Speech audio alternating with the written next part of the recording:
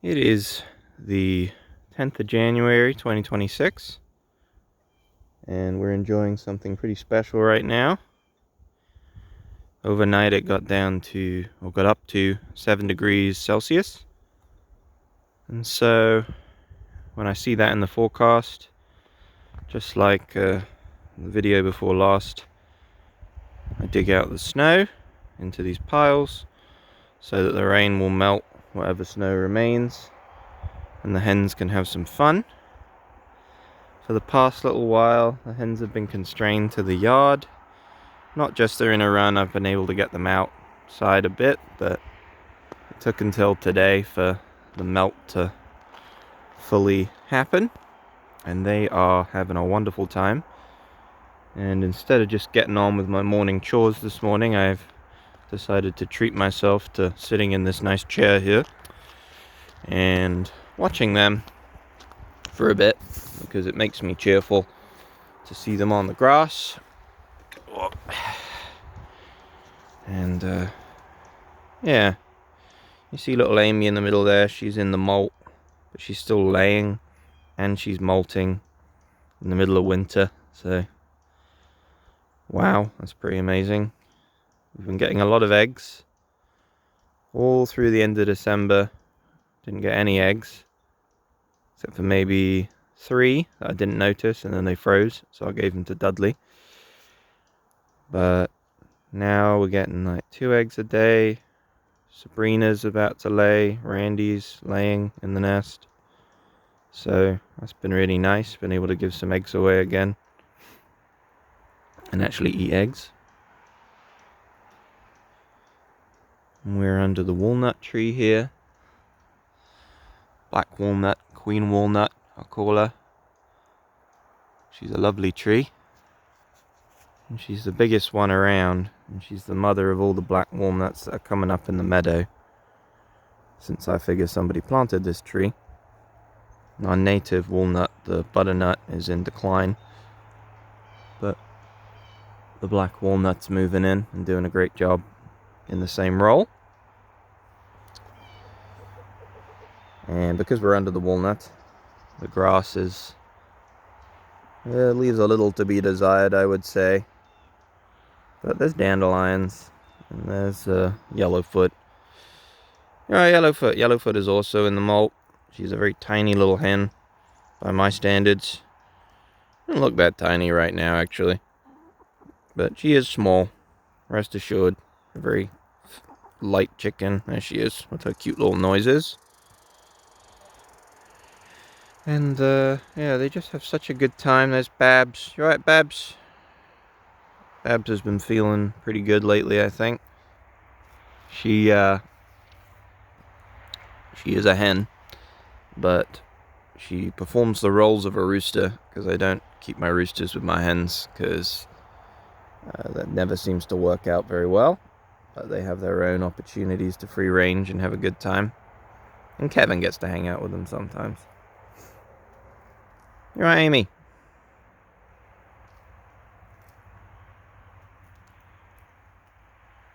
So it's nice to think they're going to be out here all day today. It's just a little patch of grass, but they make the most of it. And I find that pretty inspiring this time of year, when you get those mid-January blues, or just general January blues, frankly. At some point, I might make them a little path through the snow over here. You can see where I walk to the tunnel. They love it in the tunnel, because they can go in there. They can run there when it's raining, and then they can hang out in there and enjoy a different space, poop somewhere interesting. You know how it is. Yeah, it's pretty lovely. Every opportunity must be seized, I think, this time of year, for them to have a little bit of a bop around on the grass. And we're not due to get significantly below freezing for like 5 days, and then it's going to plummet, the forecast says, so they'll be back inside. We may set up a heater for them in the next couple of days just to take the edge off in case we get crazy cold, as we often do towards the end of January, and it can take its toll on them. Yay, babe! So we're trying to avoid that, trying to avoid the stress of it. But of course I don't really want heat in the coop because there are downsides. But since I have 2 little hens in the molt, you know, if it drops to -30, I don't really want to just leave them out here, and I would rather not have to upset their lifestyle by bringing them in.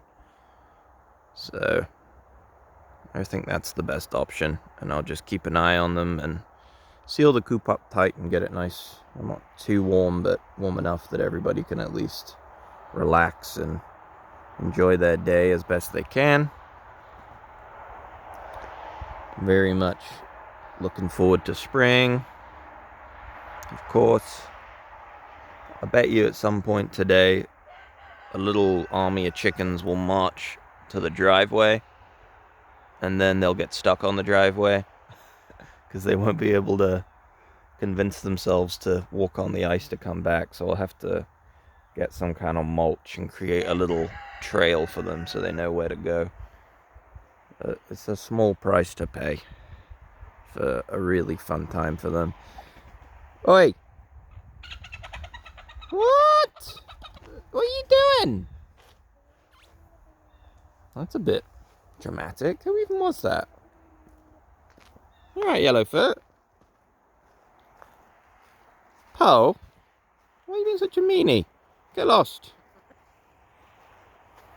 Well, that really took away from the zen a bit. Alright, little girl. They do, exactly. That's why we're out here, really, though. Is that being on top of each other builds stress. And, interestingly enough, Pearl is a hen that usually gets picked on by Sabrina, who is my only hen who isn't at least half Orpington.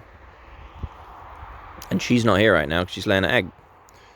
So maybe that's why Sabrina picks on you, Pearl. I never considered that you're a mean bully. Because Sabrina actually is quite fond of Yellowfoot, since they are flesh and blood. Well, there's Babs doing the same, sort of, but less violently. Anyway, that's a bit of a episode of drama. I don't know why she was in such a mood, but Pearl, she wasn't bred here, Pearl. We received her from another farm who was closing down. They were just going to eat them. So we got them here, and they've really thrived, I would say. But she has a what do we say? Underbite? Overbite, I guess. So she has to struggle a bit to peck things up, and I think it frustrates her. And then she has all kinds of feathers. Like, she's way more floofy than her sisters. So, I don't know, she's a funny chicken. But generally speaking, she's very sweet. Just having a little bit of that cabin fever, I think. A couple of years ago, Sabrina, when they first came here, she was very mean to Pearl and like pulled out all her feathers and stuff. Hens, they're lovely, but they're, you know, they have their moments where they're a bit mean. It's the way it goes. It's the pecking order. Yellowfoot doesn't seem too sad about it. I actually had considered... Oh, here's Sabrina. You're right, Breen. She likes to take little bits of straw and throw them over her back when she's in the mood to lay an egg. But she's not doing that right now. She's just getting some breakfast. Sabrina, can you go pick on Pearl for a minute? No, I'm kidding. Please don't do that. Yeah. It's the way it goes. It's a long video. I don't really want to get on with my chores, to be honest.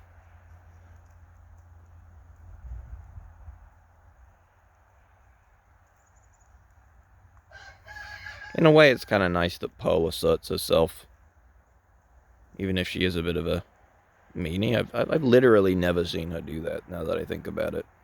She's generally a very gentle hen. But that's what's quite funny about the pecking order in our flock, Sabrina here, who's the little brown chicken in front of me, for all intents and purposes, she's second in the pecking order behind Babs. It's my cuckoo Orpington. And the buff Orpingtons, who I call the Blorpingtons, there's 5 of them, and their names are Thimble, Sharky, Paige, Pearl, and Gale. And within their own little pecking order, Gale is number 1, Pearl is number 2, Paige is number 3, Thimble's number 4, and Sharky's number 5. So even though they're low in the pecking order, Thimble and Sharky, Sabrina lets them boss her around.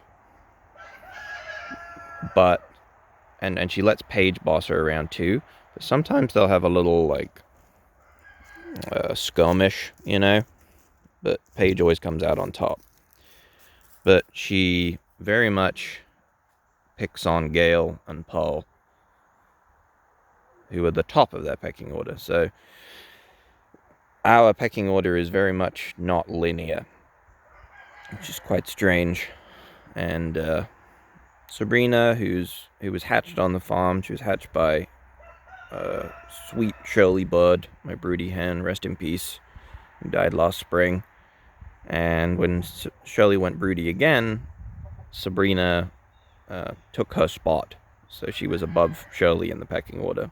So she's kind of ambitious in a way, but also kind of hopeless, because she lets Thimble and Sharky and Paige boss her around. And of course Babs bosses her around, but nobody messes with Babs.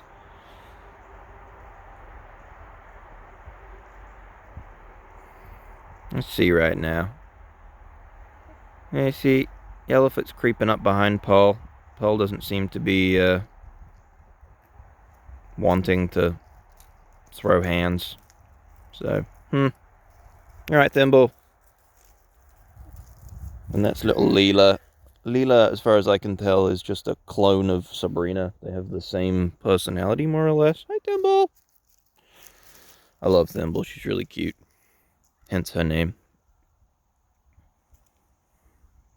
A little bit slippy on the ice. I put some straw down because they were slipping. But they can see the grass, so they know where to go.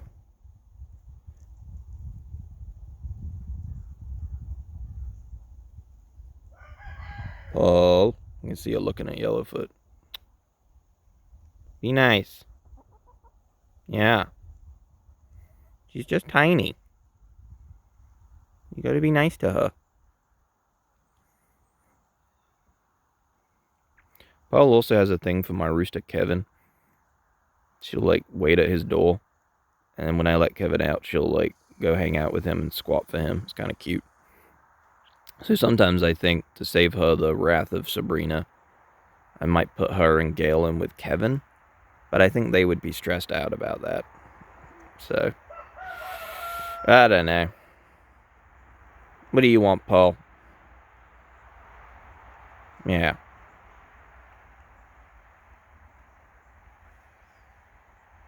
Oh well. Back to Zen.